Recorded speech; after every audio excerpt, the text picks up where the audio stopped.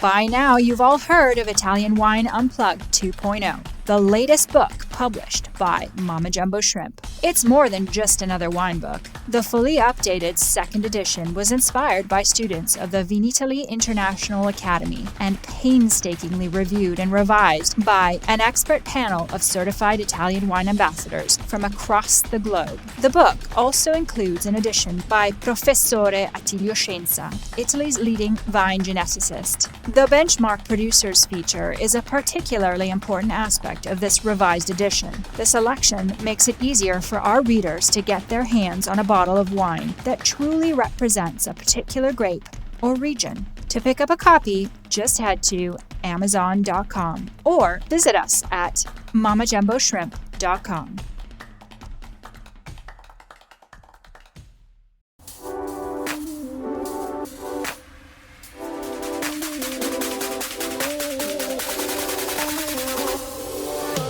Welcome to another episode of On the Road Edition, hosted by Stevie Kim.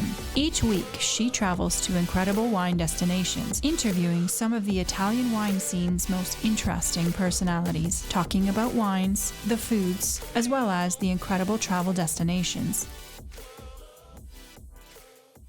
Hello, everybody. My name's Stevie Kim, and we are back.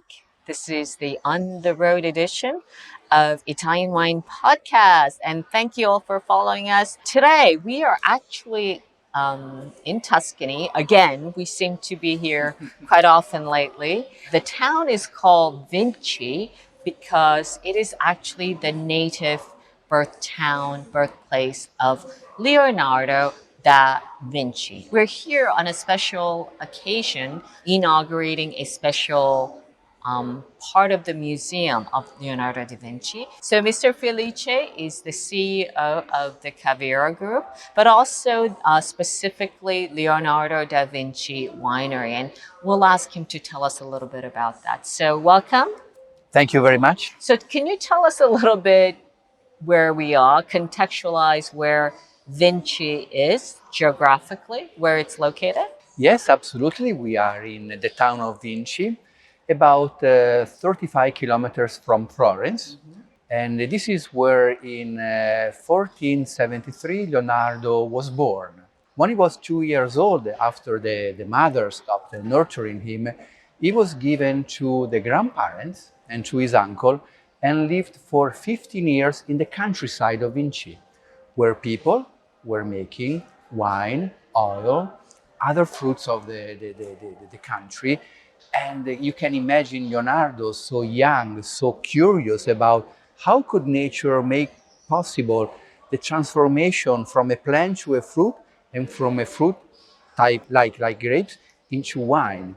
So this curiosity, most likely, made him become the winemaker that he was when he was of an older age. So he nurtured his curiosity in vines and grapes, but from Vinci. Leonardo was especially curious in the transformation of a liquid like must into wine.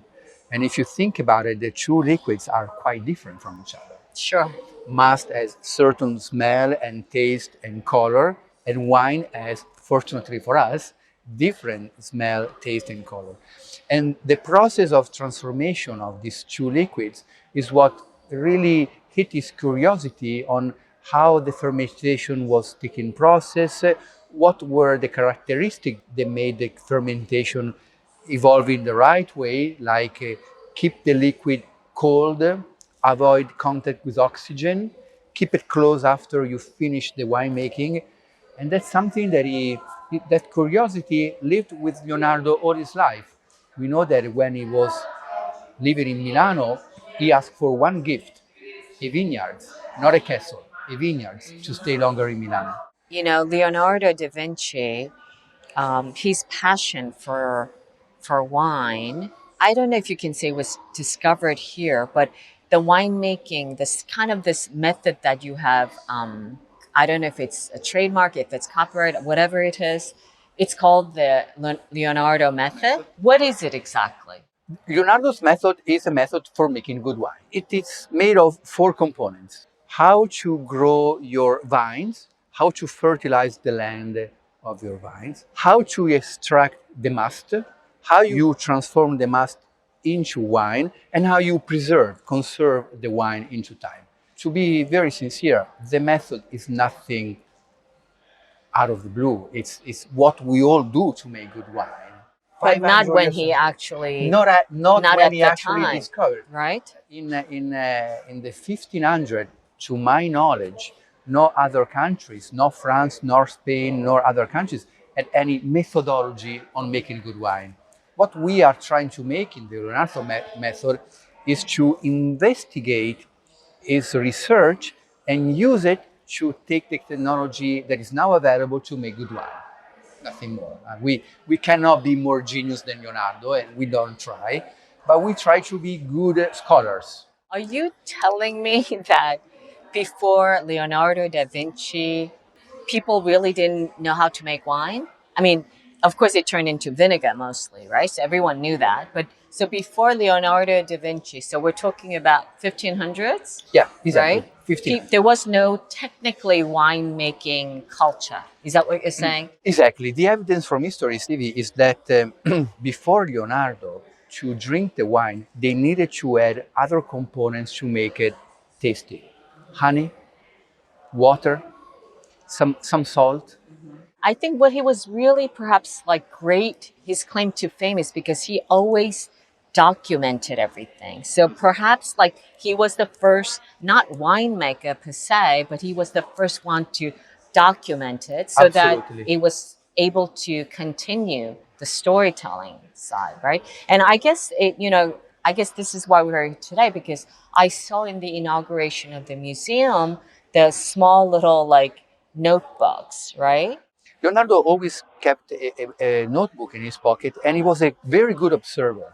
Every time he saw something that hit his curiosity, he would stop, observe it, try to understand the phenomena that was behind the observation, and replicate it later on in the laboratory. That was the real revolution of Leonardo. That knowledge is passing to us. Before Leonardo, it was only probably father to son and mother to daughter, passing the knowledge. Leonardo was the first scientist that took care of passing knowledge in a written way.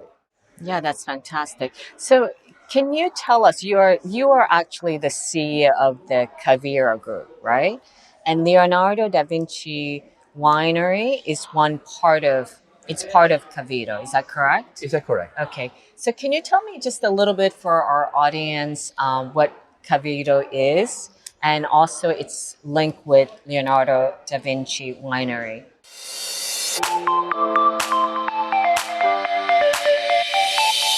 Are you enjoying this podcast? There is so much more high-quality wine content available from Mama Jumbo Shrimp. Check out our new wine study maps, our books on Italian wine, including Italian Wine Unplugged, The Jumbo Shrimp Guide to Italian Wine, Sangiovese Lambrusco and Other Stories, and much, much more on our website, mamajumboshrimp.com. Now back to the show. Caviro was founded in 1966 in Romagna by 4 founding cantine sociali, social winery, so that Caviro could hold the brands, bottle all the wine that it would receive from the founding partners, and sell it to the market. Caviro's major, most famous brand is Tavernello. After the first original wineries, another 23, for a total of 27, joined the first 4 So 27 wineries? Yeah, 27 wineries. When did they join?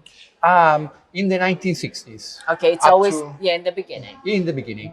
In 1969, so 3 years after the foundation of Caviro, Cantine Leonardo da Vinci Winery in Vinci joined the Caviro family. Ah, okay. When Cantine Leonardo da Vinci joined, it brought with it the asset that he has, the trademark of Leonardo da Vinci in the winery category. Oh, so they already had the trademark. They already had a trademark. Ah, okay. And they were able to obtain the trademark because they were the Cantina Sociale di Vinci. Oh, That's the okay. catch. Oh, I understand. So I have a question for you. Because I saw Da Vinci, there is also Da Vinci wine The one that Gallo makes. Yes, it's ours. Oh, okay. It's always you. Yeah. Because that is Da Vinci. It's not Leonardo da Vinci. In 2009, I believe, I was already in Caviro. Joe Gallo came to Tuscany. He was making trade of wine, as you can imagine, and he discovered this Cantina Leonardo da Vinci. He talked first to the winery, then to Caviro, because the brand was already belonging to Caviro. And he said, I like this brand and I like the Chianti. I would like to be the distributor in all Americas. He chose the Da Vinci. He didn't like Leonardo because at that time, Leonardo DiCaprio was very famous. Oh. So he didn't want to be associated That's with... so funny. It's That's funny. a funny story. So he didn't want to make any confusion, Exactly. create any confusion with Leonardo DiCaprio. That's crazy, though. We insisted. Yeah. We insisted for a few months. Leonardo, we call it Leonardo in Italy, as you heard. But they were lucky because I think the year after they launched the Da Vinci brand, a very famous book came out. Codice da Vinci. Codice da Vinci. Oh. Codice da Vinci. So immediately everybody started calling it Da Vinci because they knew of the book. And that's probably one of the reasons why it became so popular. Oh my goodness. So this museum is the Museum of Leonardo da Vinci.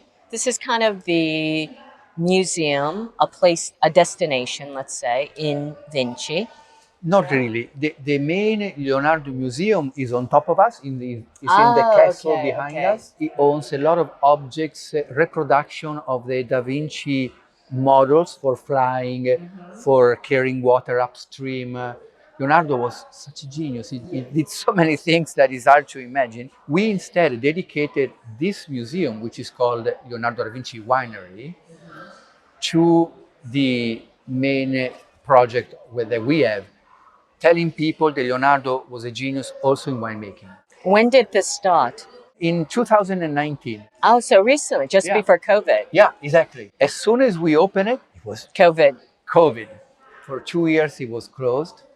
Then we renovated everything, and in today we just opened the new shop. The idea here is that you take about 20 minutes to visit this museum. As you see, it's quite small. And in 20 minutes, you want to know why Leonardo got so fond of winemaking. Because we are in Vinci, because this is a Chianti land. For hundreds and thousands of years, since the Roman, here they've been making wines. And some hints of his studies. What he studied about how to do agriculture, how to transform must into wine, how to preserve it, how he painted some grapes and some wines in his life. You know that in the Last Supper, Jesus just understood that he was going to die. Mm-hmm. And what he does, he tries to reach the glass of wine. As for wine to go over our normal lifetime. So wine is a protagonist Wine in his, is a his mind. Exactly. Yeah. So this is just a grad. If you come here, you want to come back with an idea that Leonardo was fond of wine. Yeah. And so maybe you will read a book about it, you will drink a glass of wine of Leonardo da Vinci, but it's not just a genius of very abstract things. He was also a genius of very concrete things. So just tell us a little bit about Da Vinci Winery. How many labels are there? How many wines? One is Da Vinci. Okay. Da Vinci is dedicated. And that's significant, right? It's significant. As I said, it's about 2 million bottles. Right. So it's dedicated to Gallo, and Gallo distributed in all Americas. Then we have Villa Da Vinci. Villa Da Vinci are our crew. Okay, you have a single vineyard. Single vineyards. Right. And there are 4 wines. All of them have the name of an actual vineyard of Leonardo. Then we have 1502 Da Vinci in Romagna, because in 1502 Leonardo came to Romagna. Okay. And so we made a line of wine from Romagna, like Sangiovese, Trebbiano, Vermentino. Then we have a line called Capolavori, masterpieces. Each label is one of his 19 paintings. Leonardo did 19 paintings, like Mona Lisa, in his lifetime. And so we have a line of 19. You have 19 labels? 19 labels. Plus the cruise and the Romagna. Exactly. So how many in total? In total, I believe that 38. Oh my goodness. So what is your vision in terms of going onward in terms of for the wines? I think we have the potential of increasing our production, maybe to 6 or 7 million bottles.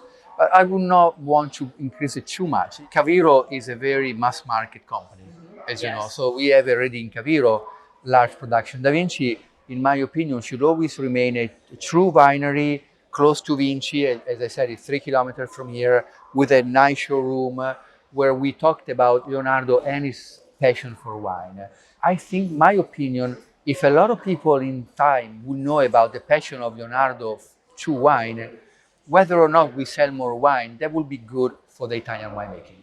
Because, in my opinion, we have a genius like Leonardo that was really anticipating so many of the methodologies still used today all over the world to making good wine. So let's taste one wine. We have one here. It's actually, it's white. What are we drinking? We're drinking Vermentino. Okay, Vermentino. So the label is called Streda. Streda is the name of a very small stream of water running through the vineyards, and is the original name of 4 particles of Leonardo's will. So he owned 4 vineyards called Streda. We don't know whether it was Vermentino or not. okay. To be sincere, we don't know that. But we believe so because it's next to the river, very fresh, colder temperature than up the hills. And Vermentino is one of the specialties of Tuscany. all right. Well, congratulations, Chin Chin. Chin chin. And that's a wrap from Vinci, where Leonardo da Vinci was born. Okay. Ciao ragazzi. Ciao ciao.